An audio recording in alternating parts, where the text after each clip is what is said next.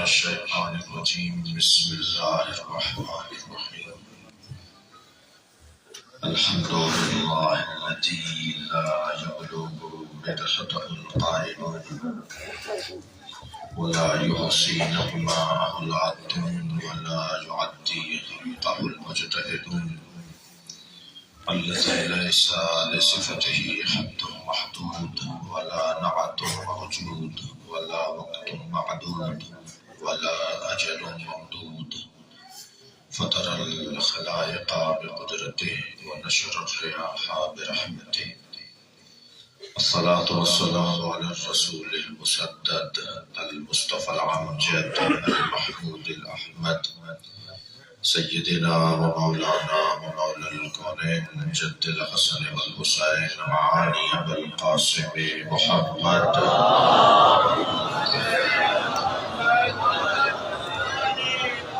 وآله الطيبين الطاهرين المعصومين الذين قال الله إنما يريد الله ليذهب عنكم الرجس أهل البيت ويطهركم تطهيرا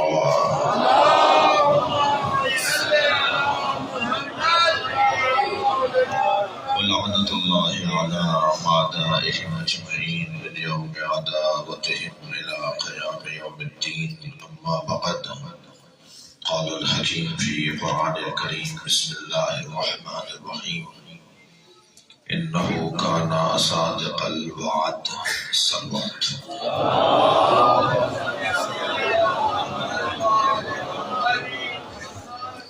مرحومین کی مغفرت اس بارگاہ میں حاضری کی قبولیت کے لیے بلند تر صلوات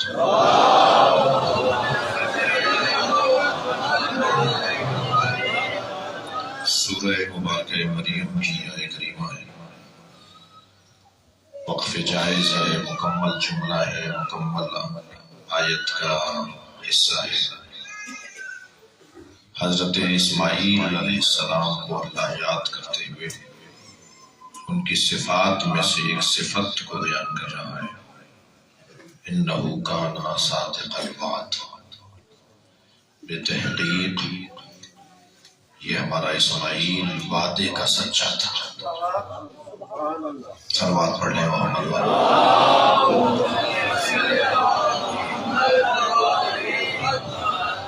یہ آیت اور آیت کا ترجمہ اور بارگاہ ابو الفضل عباس، آسمانی تمام ادیان بالخصوص دین مبین اسلام کے 3 نصابی مرحلے ہیں، یعنی 3 مرحلوں سے کوئی گزرے تو وہ مسلمان کہلائے گا۔ وہ مراحل نصاب دین، نصاب اسلام 3 عنوان رکھتے ہیں۔ سب سے پہلا عنوان عقائد، آئیڈیالوجی، عقائد، علم کلام، نظریات، تصورات، سوچ، یعنی میری جیسی سوچ ہوگی ایسے ہی باقی معاملہ مرتب ہوں گے۔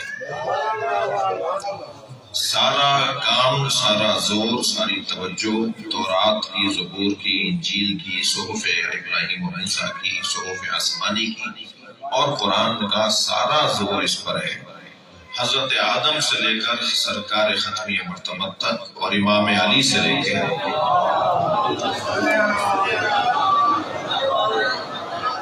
اور امام زمانہ اجل اللہ تعالی فراج و شریف تک تمام انبیاء اور تمام ائمہ، تمام آسمانی کتابیں، بالخصوص قرآن کی ساری توجہ اس پر ہے کہ کسی طرح سوچ اچھی ہو جائے، صحیح تصورات بن جائیں، عقائد ٹھیک ہو جائیں۔ پھر عقائد کے باب میں سب سے اصلی عقیدہ، پھر اس سے ایک اور فرق، پھر اس سے ایک اور فرق، پھر اس سے ایک اور فرق، اس طرح 5 عقیدے ایک عقیدے سے نکلے۔ تو ان 5 عقیدوں کو ہم نے اصول دین نہ دیا۔ ان 5 اصول دین عنوانوں میں سب سے اصل اصول جو ہے وہ پہلا والا عقیدہ ہے، جس کی وجہ سے دوسرا عقیدہ بنا، جس کی وجہ سے تیسرا عقیدہ بنا، جس کی وجہ سے چوتھا عقیدہ بنا، جس کی بنیاد پر ہم قیامت کو مانتے ہیں۔ صلوات پڑھے ذرا محمد وآلہ۔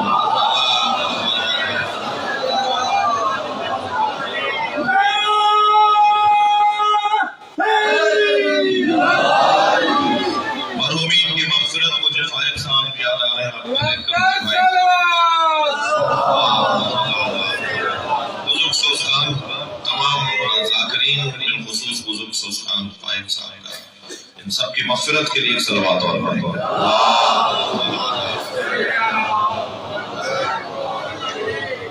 وہ جو اصل اصول ہے، وہ جو تمام اصول دین کا اصل اور بنیاد ہے، وہ ہے عقیدہ توحید۔ اسی کی بنیاد پر عقیدہ عادل سامنے آیا، اسی کی وجہ سے عقیدہ توحید، عقیدہ نبوت سامنے آیا، اسی کی بنیاد پر عقیدہ امامت سامنے آیا۔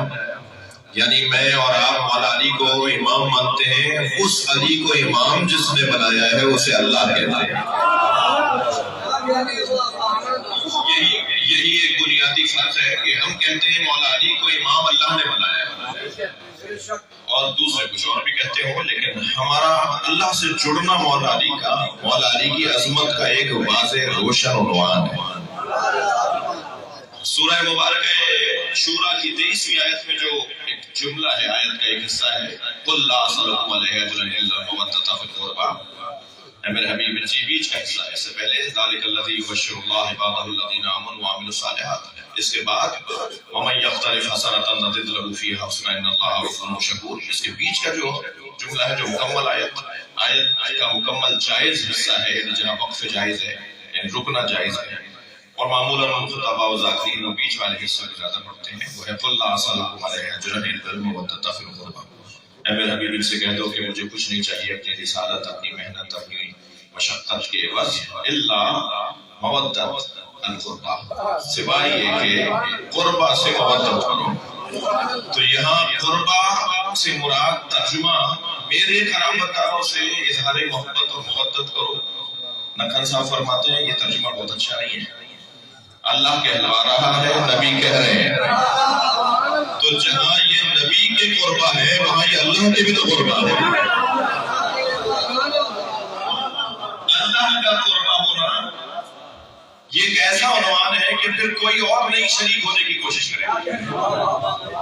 یعنی اگر نبی کے قربہ میں تو ممکن ہے گفتگو شروع ہو جائے، علمی گفتگو ہو، تاریخی گفتگو ہو کہ کون کون شامل ہے، مگر جب میں نے کہہ دیا کہ مولا کائنات، مولا جناب زہرا، جناب سیدہ، جناب امام حسن امام حسین اللہ کے قربہ ہے، تو ان کے ساتھ کوئی شریک ہونے کو تیار نہیں۔ یہ عنوان معمولی عنوان نہیں ہے۔ مولا کائنات کی عظمت یہ کہ اللہ نے انہیں امام بنایا۔ سرکار دو جہاں کا عظمت اور عنوان کیا ہے؟ عبدہ و رسول۔ سرکار کی ہم گواہی دیتے ہیں روزانہ، جی ہاں، عبدہ و رسول، گواہی دیتا ہوں اشہد ان محمدا عبدہ، میں گواہی دیتا ہوں کہ نبی مکرم اللہ کے عبد ہیں اور رسول ہیں۔ تو پہلے میں ان کی عبدیت کا اقرار کرتا ہوں، پھر میں ان کی رسالت کا اقرار کرتا ہوں۔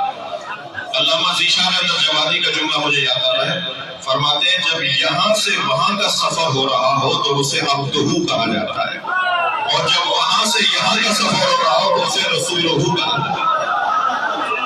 صلوات پڑھیں گے محمد و آل محمد۔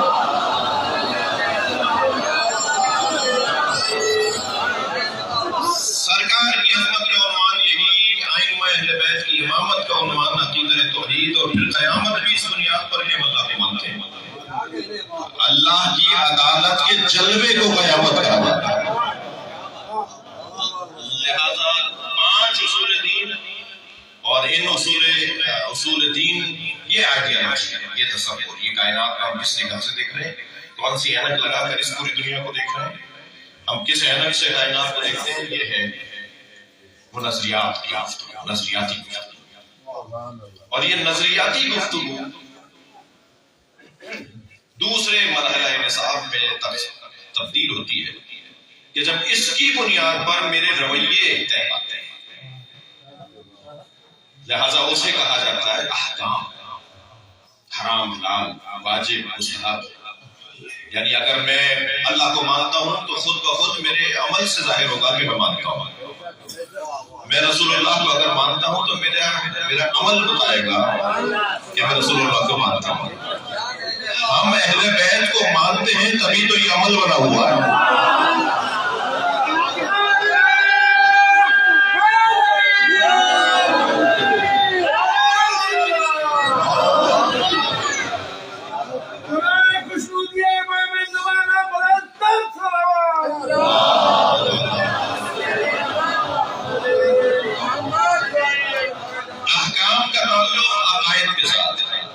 مگر عزیزوں میں نے ایک اس مرحلے کے لیے نہیں میری تمہید یہاں مکمل ہوئی جس کے لیے میں نے اب تک کی زحمت کی ہے، یعنی آپ کو زحمت کی ہے اور میں نے محنت کی ہے، وہ یہ کہ عقائد ظاہریات احکامات اس کا نتیجہ اگر یہ دو چیزیں ہوں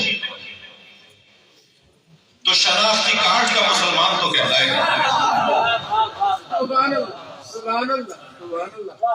جی منہ سے بولنے والا مسلمان تو کہلائے گا، اپنی زبان سے کہنے والا مسلمان تو کہلائے گا، یا مومن تو کہلائے گا، شیعہ تو کہلائے گا. مگر جو اس کے بعد والا مرحلہ ہے وہ ہے کہ جو ثبوت فراہم کرے، اور وہ مرحلہ ہے عقائد کے بعد، یعنی عقائد کے بعد احکام اور احکام کے بعد جو مرحلہ ہے نصاب دین میں وہ ہے اخلاق. یعنی اگر اخلاق اچھے نہیں ہے تو گویا میں نماز نہیں پڑھ رہا، ٹکریں مار رہے ہیں. اگر اخلاق اچھے نہیں ہے تو میں خانہ کعبہ کا چکر ضرور کاٹ رہا ہوں مگر میں حج نہیں کر رہا. اگر اخلاق اچھا نہیں ہے سلمان پڑھ رہا محمد،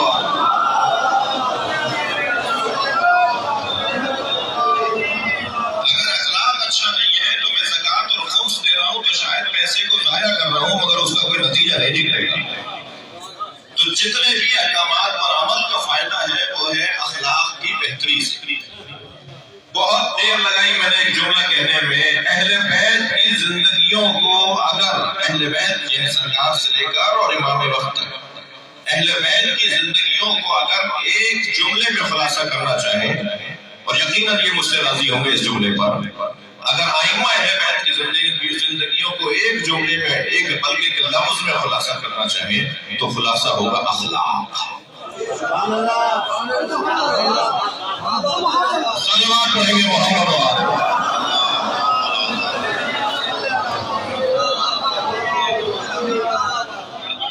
انما بعثت لاتمم مکارم الاخلاق. سرکار فرمائے مجھے بھیجا ہی گیا ہے اس لیے کہ میں اخلاقیات کو کمال بخشوں. اخلاقیات کو کمال پر لے جانے کے لیے مجھے مبعوث کیا.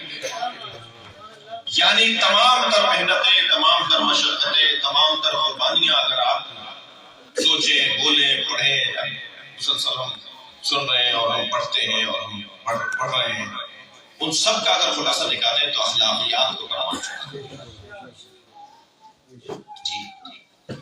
یہ ہے اخلاقیات میں کچھ روشن اور واضح اور موٹے موٹے عنوانات ہیں. ان میں سے ایک عنوان ہے صداقت، سچا ہونا. اخلاق کا ایک جھومر ہے صداقت. یعنی پیکر اخلاقی کو اگر سجانے لگیں گے تو ماتھے پہ ٹیکا بنے گا صداقت. سلام پڑھیں گے محمد.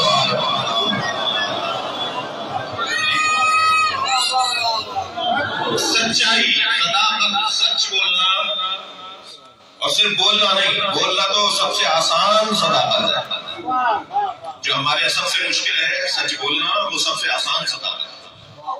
صداقت کی تین قسمیں: صداقت بے اعتبار وعدہ، صداقت بے اعتبار عہد، اور اس سے پہلے صداقت بے اعتبار خبر. یعنی ترتیب میں صداقت بے اعتبار خبر، دوسرا صداقت بے اعتبار وعدہ، تیسرا صداقت بے اعتبار عہد. سب سے پہلا مرحلہ سچے ہونے کا یہ ہے، صداقت یہ ہے کہ انسان وہی بولے جو ہے، جتنا ہے اتنا ہی بولے، اور یہ اتنا مشکل کام ہے کہ جس کا بیان مشکل ہے۔ صداقت بے اعتبار خبر سب سے مشکل ہے، اگرچہ ترتیب میں سب سے پہلا مرحلہ جیسا ہے ایسے ہی کہا جائے، جتنا ہے اتنا ہی بیان کیا جائے، اس میں اضافہ نہ کیا جائے، اس میں کمی نہ کی جائے، اور اس کو محفوظ رکھنے کا ہی کام فقہاء نے کیا ہے کہ جو ائمہ نے فرمایا جتنا فرمایا اتنا ہی نقل کرو، جتنا دین انہوں نے دیا اتنا ہی منتقل کرو، جیسا دین انہوں نے کہا ہے ایسا ہی بیان کرو، اور اس کو بیان کرنے میں حتیٰ آپ جائیں، علماء کرام بھی یہاں تشریف فرما ہے، مدارس میں، حوزہ علمیہ میں، نجف اور قم میں یہی تو ساری گفتگو ہو رہی ہوتی ہے کہ یہ لفظ تو امام نے نہیں فرمایا، اور اس لفظ کو یہاں تو نہیں فرمایا، اس لفظ کو تو یہاں فرمایا تھا، اور اس پہ بحث ہوتی ہے مہینوں کے امام نے یہ لفظ فرمایا تو کہاں فرمایا، اور اس کو سننے والے کتنے تھے، اور سننے والوں میں سچے کتنے تھے اور جھوٹے کتنے تھے،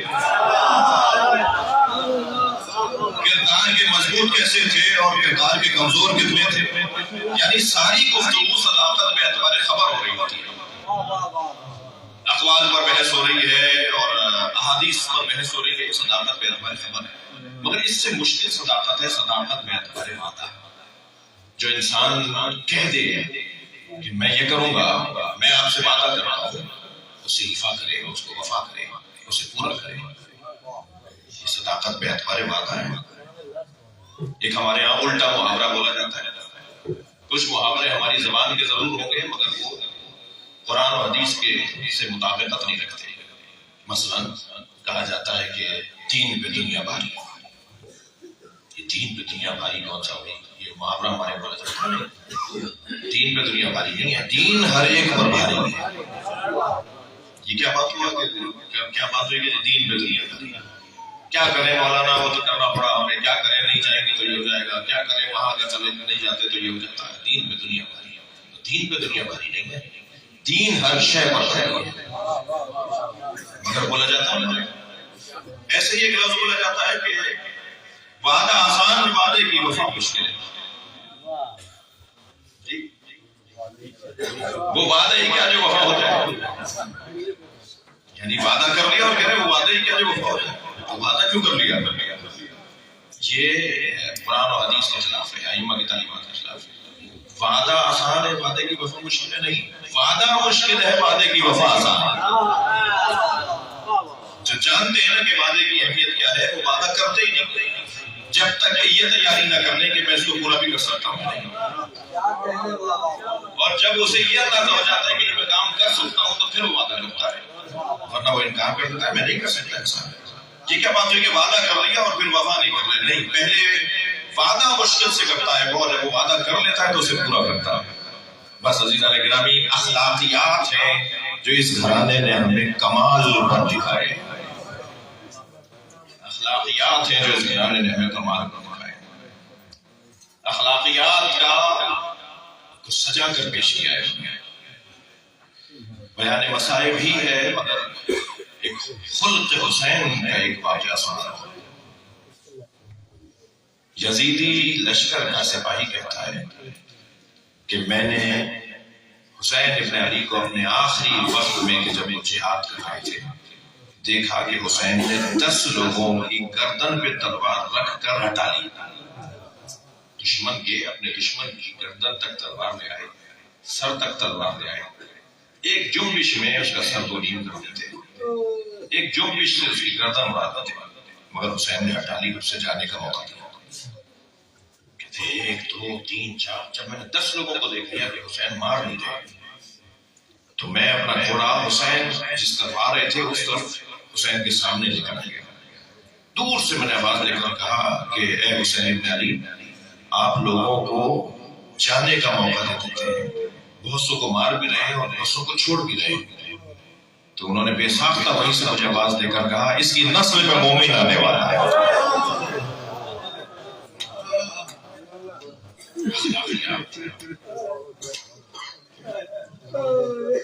اب یہ اصول کے طور پر مجھے اور آپ کو لینا ہوگا، مثال کے طور پہ فرض کیجئے کہ فلاں ابن فلاں سے اگر میرا کوئی اختلاف ہو تو اس کے والد سے تو میرا نہیں ہے، اس کے بھائیوں سے تو میرا نہیں ہے، اس کے بچوں سے میرا کیا جھگڑا نہیں، مگر حسین ابن علی کے چاہنے والے اپنے اخلاقیات کو اگر اس انداز سے حسین کو خوش کرنے کے لیے اپنی ذات سے باہر آئے، اپنی انانیت سے باہر آئے، اپنی خود پسندی سے باہر آئے اور اصولوں پر مشتمل زندگی گزاریں، تو حسین ایک خاص کیفیت میں اپنے ظاہر کو قبول کریں گے۔ سب برابر نہیں ہے امام حسین کے ظاہر۔ ابھی میں حرم امام حسین سے آ رہا ہوں، آپ میں سے بہت سے لوگ آ گئے، شب جمعہ کی زیارت کر کے آ گئے، بہت سے جائیں گے۔ شدید رش ہے حرم میں، بڑا مجمع ہے، زری کو ہاتھ لگانا میرے لیے ممکن نہیں ہوا، اور میں اپنی بات کر رہا ہوں، فقیر ہوں کہ اس کیفیت میں زری کو ہاتھ جہاں تک ہاتھ جاتا ہے وہاں تک اشارہ کر لیتا ہوں، کیا معلوم میرا دھکا کسی ایسے کو لگ جائے، میری کوہنی کسی ایسے کو چھپ جائے جو کوئی اللہ کا ولی ہو، نہ معلوم اس کی کون یہاں آئے ہوئے ہیں۔ یہاں آنے والوں میں آج کی رات امام زمانہ بھی ہے، لہذا اسی کربلا میں اس وقت امام زمانہ ہے۔ امام غروب آفتاب سے یعنی مغرب سے لے کر اور طلوع فجر تک، صبح کی طلوع تک، کسی بھی وقت کتنی ہی دیر تک کربلا میں ہے۔ لہذا جب امام آئے ہیں تو ہزاروں فرشتے بھی آئے ہوئے، انبیاء کرام کی روحیں آئی ہیں، اور میں آپ کو کہوں گا چلیں میرے ساتھ اس وادی میں قدم رکھیں۔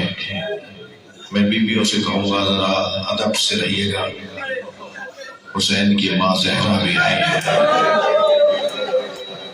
حسین کی دکھیا غریب اسیر بہن زینب بھی آئی ہے، اور شب جمعہ ہے، حسین کی ایک زوجہ اپنے علی اصغر کو ملنے بھی آئی ہے۔ اجرکم اللہ، شب جمعہ ہے، میرے مولا حسین کی ایک زوجہ ام لیلا اپنے علی اکبر کو ملنے بھی آئی ہے۔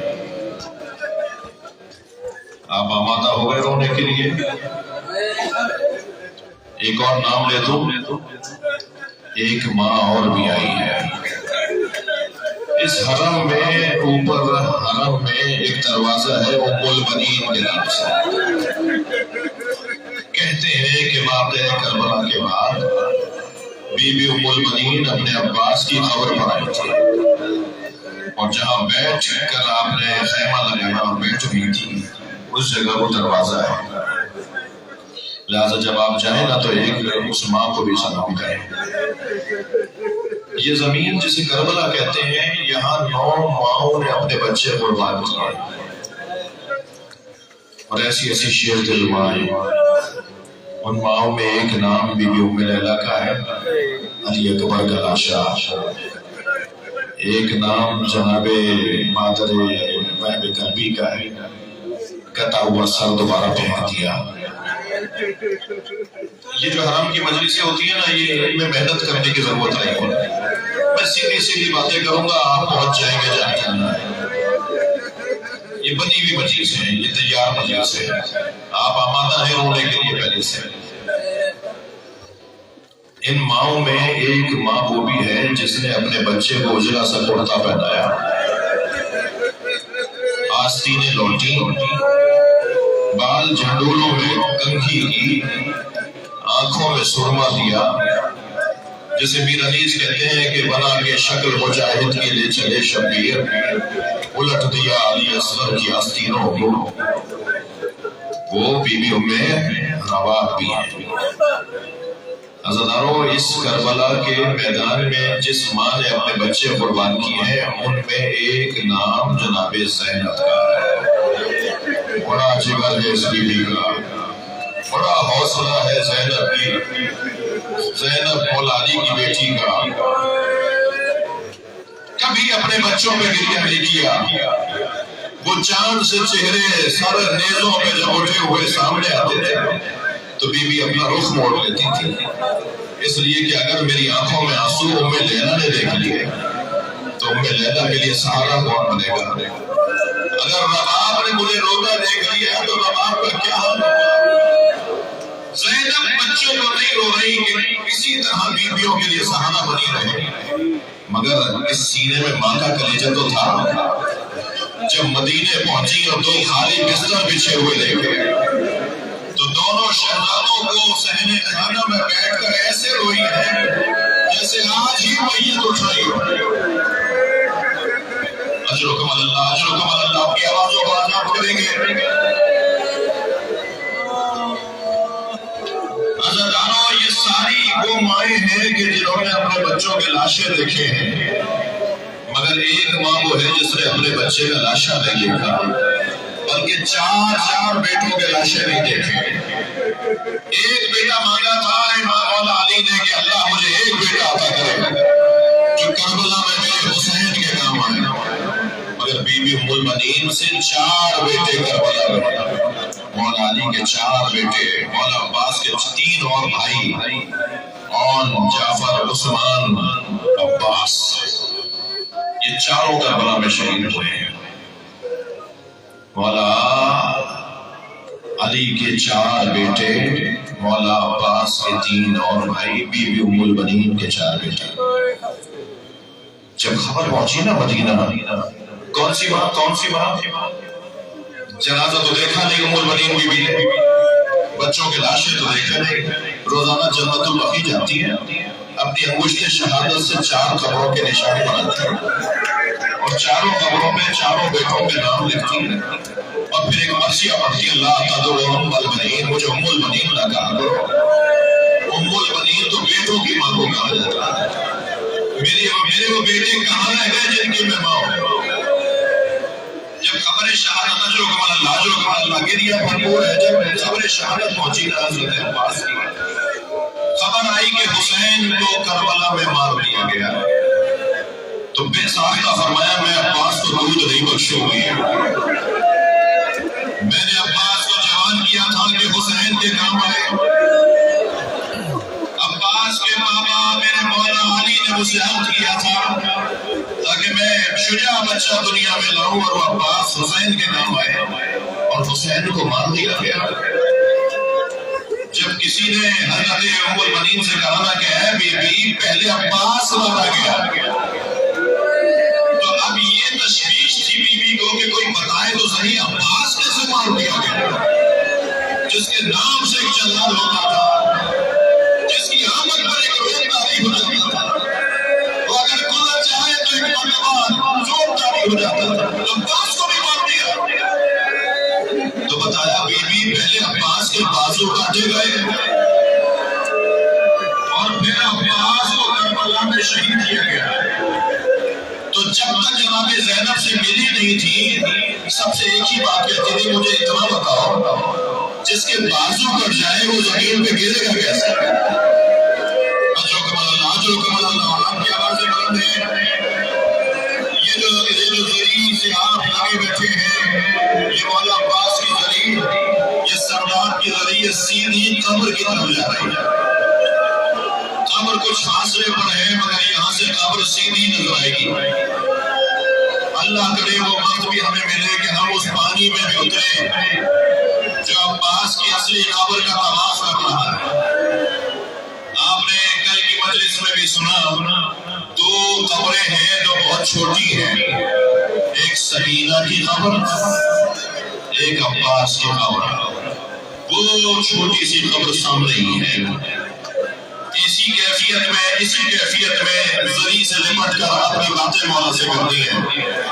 یہ نیچے کی زری میں یا اوپر جا کے زری میں مولا عباس سے باتیں کرنی ہے، کچھ راز کی باتیں کرنی ہے، کچھ درد دل کرنا ہے، کچھ اپنی کمزوریوں کو مولا کے حوالے کرنا ہے۔ مولا یہ مجھ سے واپس لے لے، مولا مجھے اس سے نجات دلوا دے، مولا یہ باتیں مجھ سے لے لے، میرے پاس یہ چیزیں مجھ سے دور کر دے۔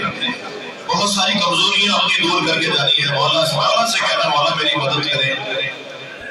کل میں نہیں پڑھ پایا کہ عباس کی مولا کی شہادت میں 4 امتیازات ہیں جو کسی شہید کے ہاں نہیں ہے۔